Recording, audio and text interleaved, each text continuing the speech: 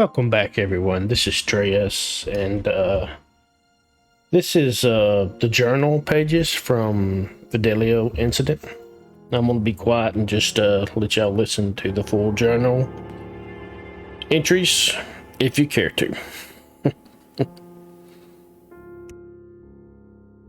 Molly and I snuck out to a party tonight. It was in full swing by the time we got there, meaning all the boys were bollocksed. Well, not all. We weren't there long when this beautiful lad hands me a beer and said his name was Cullen. He was tall with bright green eyes and he wore neon-coloured runners. I asked him if it was his party. He shook his head and said that knew it was my party.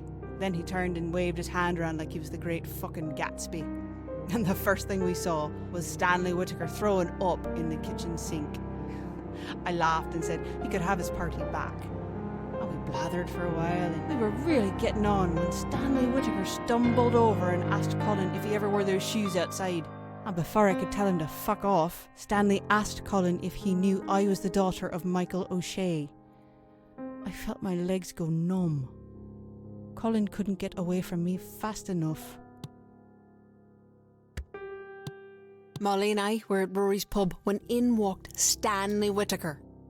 I picked up my pint and walked over to meet him in the middle of the room.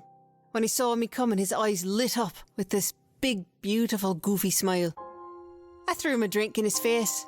Then I grabbed him by his collar and I told him to keep his big trap shut about my father. Stanley blinked away the bear and said he was only looking out for me because Mr. Fancy Shoes was just too good looking and that I should have a plain fella so everyone would notice the beautiful woman. He said I was luminous. Then he said people would also know that I'm brave. God knows why, but I laughed and I asked him, why am I brave? You'd have to be, he said, to be seen with a bloke like me. Well, the entire pub burst into laughter. And then Rory threw him a towel and Stanley caught it without taking his eyes off me.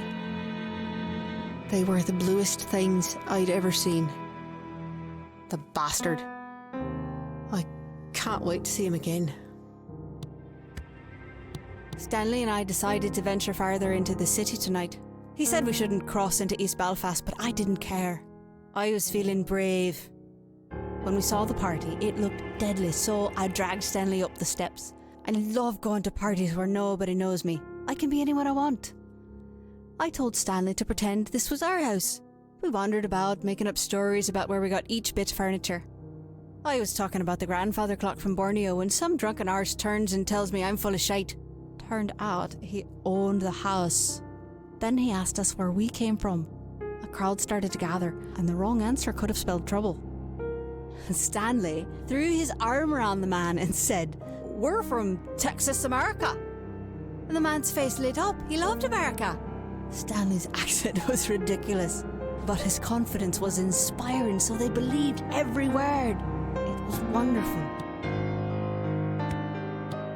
Stanley took me to this lovely old tree on the cliffs overlooking the sea. It was just the perfect spot. Then I saw there were notches carved into the trunk. I pointed them out to him and asked him how many other girls had he brought here. Stanley laughed and said when he was just a lad, he and his dad would come to the same spot for picnics, and Paddy would notch the tree to show how much Stanley had grown. I turned as red as a beetroot and muttered some kind of apology.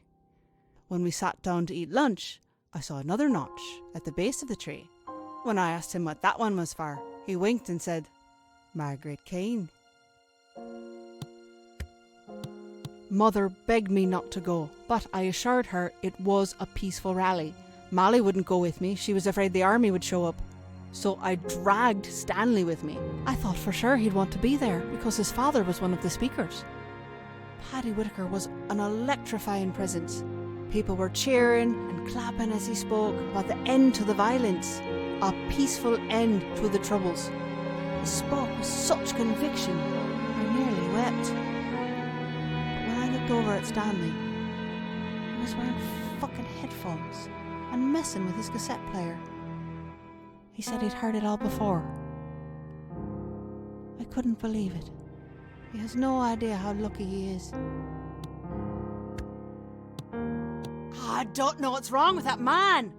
Stanley came into Rory's pub tonight, sweaty and out of breath. His eye was swollen, his lip was bleeding, and he looked as proud as a peacock.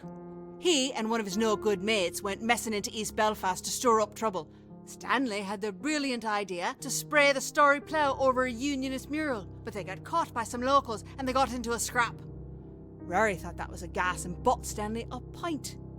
I told Stanley he was an idiot. What if he'd been caught by the guard or the UVF? They'd have bloody killed him. But he was just too proud of himself to listen. Stanley can still surprise me, even after all this time. We drove out for a picnic at our tree by the ocean, but when we got there, Stanley pulled a guitar case out of the boot. I had no idea he played guitar. All afternoon we laid together in the grass under the tree while Stanley strummed and plucked away. It was grand. Then he told me to close my eyes. I told him he better not have any funny ideas, but he said he tried learning a new song just for me. After a few bars, it started to sound familiar, but I couldn't stop myself from kissing him before he could finish the song. I'll let him finish it for me someday. Belfast is so cold, the air feels brittle in my lungs. No matter what I do, I just can't seem to get warm. The other night at Rory's pub, I asked Stanley if he'd take me someplace warm, like another country. He said that if he did, we'd never come back. But the thought of it sounded so grand. We spent the rest of the night talking about travelling to exotic lands, how we'd met people we couldn't understand, and we'd ate spicy food until our faces flushed and the sweat ran down our backs. I don't think he knew how serious I was. We should leave this broken island while we still have a chance. Mother's crying in the next room. She says it's because she's happy, but I don't believe her. My father is getting out of prison. My friends protest the unlawful imprisonments, but I wish they'd kept Michael O'Shea locked up forever. Life in prison isn't long enough for him. It would kill my mother if she ever read this. What if Michael ever read it? Would it kill him? Or would he kill me? Well, the violence didn't stop when he was on the inside. But at least when I read about something terrible in the paper, I knew my father wasn't the cause. But now, God help us all. My face hurts from trying to smile all night. I can't blame Stanley. There's no way he could have known. He's not that cruel. He knew I was named after Beethoven's opera and just assumed that I'd be a fan. But it was my father who loved the opera. He'd blast those records into the night and stagger about with a half-empty bottle, waving it in time with the music. It was terrifying. But I loved Stanley. So I gripped his hand and smiled through the entire performance. Mother Mary, Paddy has been killed. The British papers named it the Boxing Day Raid. But it wasn't a raid. Around here they're calling it the Wren's Day Massacre. 7 people shot down on the day after Christmas. I don't know what they're meeting about and I don't want to know. They were all violent men except for Stanley's father. What was Paddy Whitaker doing there? How did he hear about the meeting? Was he trying to talk them out of whatever they were planning? I need to find Stanley. He must be going through hell. So many funerals today. I was with Stanley at his father's funeral. There was quite a crowd of people. I told Stanley his father would be proud of the turnout, but he said Paddy would just want to make a speech. The police were watching the crowd, but they didn't bother anyone. They were hidden, but I spotted them straight away. I had to help Stanley write the eulogy for Paddy, but when it came time to read it, he couldn't speak. He gripped the sides of the lectern so hard I feared it would splinter in his hands. Finally, Stanley said Paddy was a speechmaker, but he wasn't enough like his father to do him justice. He just folded up the speech and left in silence. Rory hosted a wake at his pub for the victims of Wren's Day. I think he was just trying to show off. He got arrested last year for dealing, and the police broke his hand, so suddenly he's all political. Stanley and I sat in the car for a long time, watching the front door swallow all the black suits until the pub looked like it was filled with ink. Stanley opened the car door, but I grabbed his arm and asked him to take me to our tree. I felt a crippling anxiety that if I went into that black pub, I'd never see the sky again. Stanley didn't say a word. He just started the car and we drove away. We hadn't been to the ocean since spring, and it was a shock to see our tree so barren and frail. As we walked, Stanley wrapped his coat around my shoulders. It was still warm from his body, and I pulled the collar up to my nose to see if it still smelled like him. It didn't. It just smelled of dust and mothballs. Stanley said his father would bring him here and say, "This is why we struggle." He thinks that now he finally understands what his father meant. But I wonder. I laid the jacket on the ground and pulled us both onto it. I just wanted to make him forget the rest of the day. I wanted to forget the rest of the world except for him. The grass was itchy and dry and the sky was as white as butcher paper. Neither of us bothered to speak another word. The cold wind would have just carried our words away. I don't know what's going on with Stanley. I'm afraid he's gone mad. Tonight I was waiting for him at Rory's pub. Rory was complaining about his fucking hand again. When Stanley finally showed up, he looked white as a ghost. He grabbed my elbow and said we had to go. I'd been there a while, so I was in no mood to be handled. I told him to sit down while I finished my pint, but he snatched it from my hand and smashed it on the floor.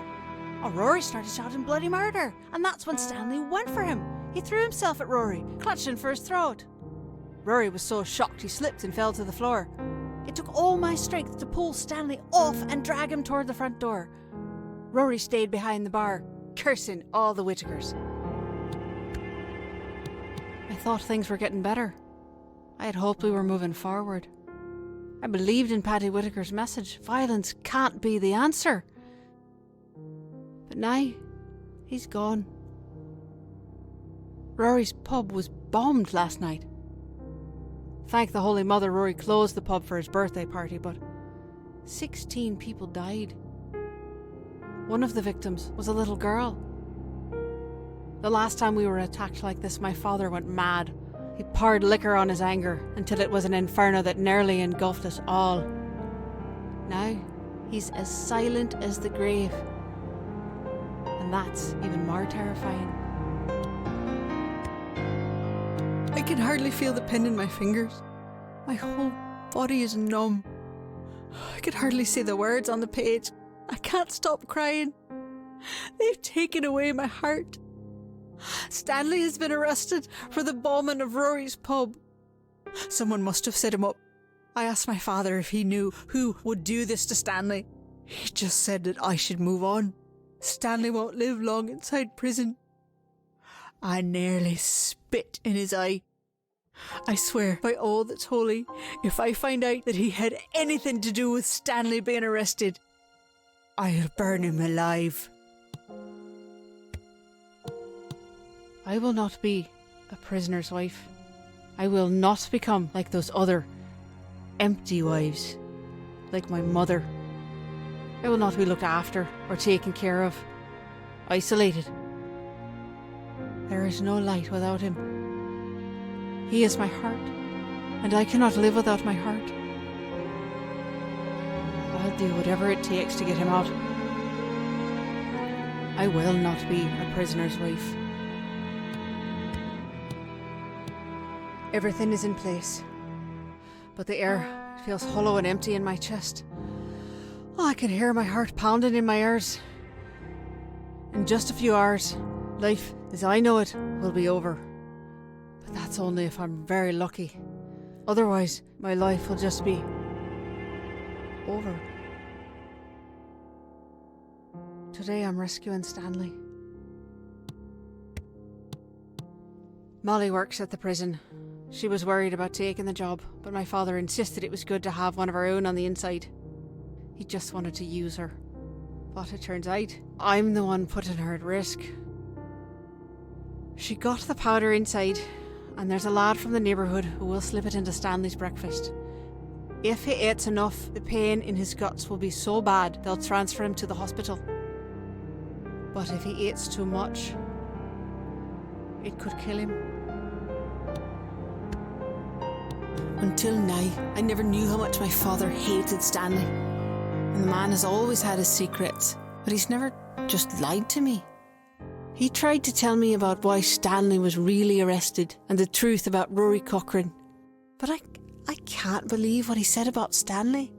I can't. All those people.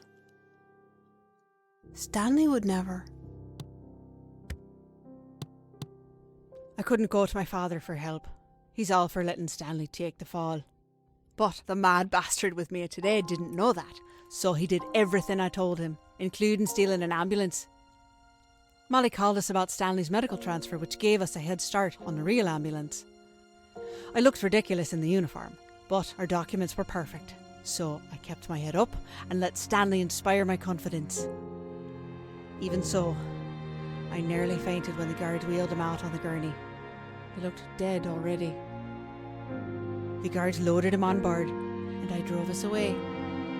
5 minutes out, and the mad bastard dosed both the guards with anaesthesia. And just like that, Stanley was free.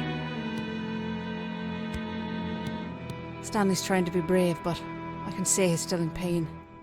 I was able to secure flawless passports and a boat with a captain who doesn't ask questions. There are so many inlets on the western coast. We'll make landfall in complete secrecy. The entire world is open to us. The entire world except for Ireland, but I won't miss it for a second. We have a new life now. Together. The summers in Munich are beautiful. The palazzas are full of tourists, so Stanley and I blend right in. But even in the sea of anonymous faces, we have to be careful. Today, I was sitting in the park with my lunch when this young man with a big fancy camera came up to me. He was handsome and stylish, a real artsy type, and he asked if he could take some photos of me. Obviously, I had to say no. But then he said something that caught me off guard. He said that my eyes were the saddest he'd ever seen. Of course they are, I said. I'm Irish. I left everything on the bench and disappeared into the crowd. There were so many people in the market, I couldn't hear myself think. I needed to get out of there. But when I asked Stanley to choose something for supper, he just replied with his usual, whatever you want. I wanted him to make a decision for once, so I could stop thinking about absolutely everything all the time. The bags were so heavy and my hands were cramping, and someone close by smelled like goat. It may have even been me. So I dropped everything and let the bags spill all over the street. I didn't care. I'm sick of the crowds and the stink of curry, and I'm sick of the hate. I want to walk through green grass. I want to feel cool air on my skin. Under a sky the colour of butcher paper. I can't stop thinking about the dream. We were flying in the plane, but I wasn't afraid. I was giddy with excitement because we were flying back to Ireland. Stanley dove the plane so fast I could feel my stomach floating, and we were laughing like we haven't laughed in ages.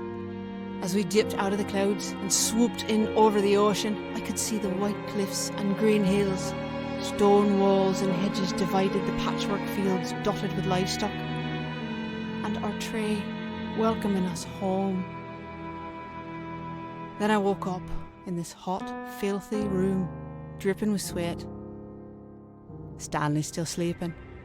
No nightmares, thank God. Maybe it's my turn. I wonder why I keep these damn journals. There are so many things I wish I could forget. Today at the school site, my senses were filled with the buzzing of insects and the smell of the jungle. But then, all at once, I thought I was back in Belfast. The air rocked with a heavy thud of a bomb exploding. Stanley took off in a dead run towards the sound. A cow had set off an old landmine, and there was a man at the edge of the field shouting for everyone to stay back. But Stanley, he charged past him, splashing into the mud. I wanted to stop him. My voice froze in my throat when I saw Stanley lift the tiny body out of the grass. The boy's name was Udom. He had been walking with the cow. Udom's father collapsed as Stanley gently passed the boy to him. His father kept apologising over and over for not protecting him from the evils brought to this village. I was afraid of this. I knew from the moment I saw Stanley clutching that tiny body in his arms that the nightmares would come back. They're worse than ever. I can feel Stanley's heart breaking with every shuddering breath. I heard him say, "Don't go." Is he talking to me? I'll never leave him.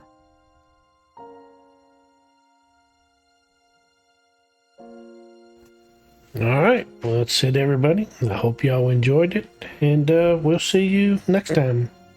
Bye for now.